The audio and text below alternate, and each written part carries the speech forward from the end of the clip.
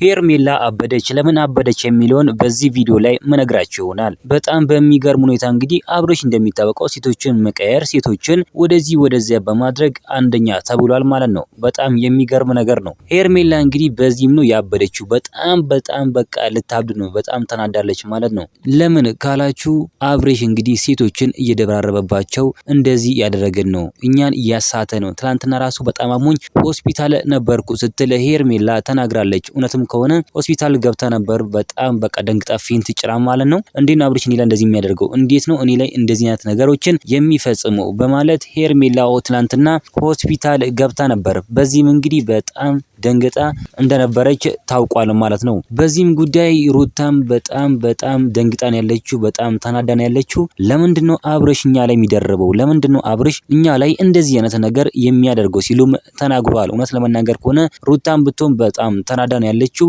ምንም ቢሆን እኮ የልጁ እናት ነኝ፣ ምንም ቢሆን ለምን እንደዚህ ያደርጋል ስትል ተናግራለች። እውነት ለመናገር ከሆነ እንደዚህ ማድረግ የለበትም አብርሽ ሴቶች ላይ እንደዚህ መጫወት አለበት ብለን እኛ አናምንም። ደግሞ እሱ እንደዚህ የሚያደርገው ነገር ትክክል አይደለም። አብርሽ እውነትም ትክክል አይደለም። አብርሽ ይህንን ነገር ማቆም አለብህ፣ ይህንን ነገር አደብ መግዛት አለብህ እንለዋለን ማለት ነው። በጣም በሚገርም ሁኔታ የጋሺ አባትም በቃ ተናዷል። ሁሉም በቃ ተናዶበታል አብርሽ ድርጊት ላይ። አብርሽ በሚያደርገው ነገሮች በሙሉ ሁሉም ሰው ተናዶበት ነው ያለው። እናንተ ምን ትላላችሁ? ሀሳብ አስተያየታችሁን ኮሜንት ላይ ማስቀመጥ እንዳረሱ፣ ቪዲዮ ላይክ፣ ቻናሉ ሰብስክራይብ ማድረግ እንዳረሱ።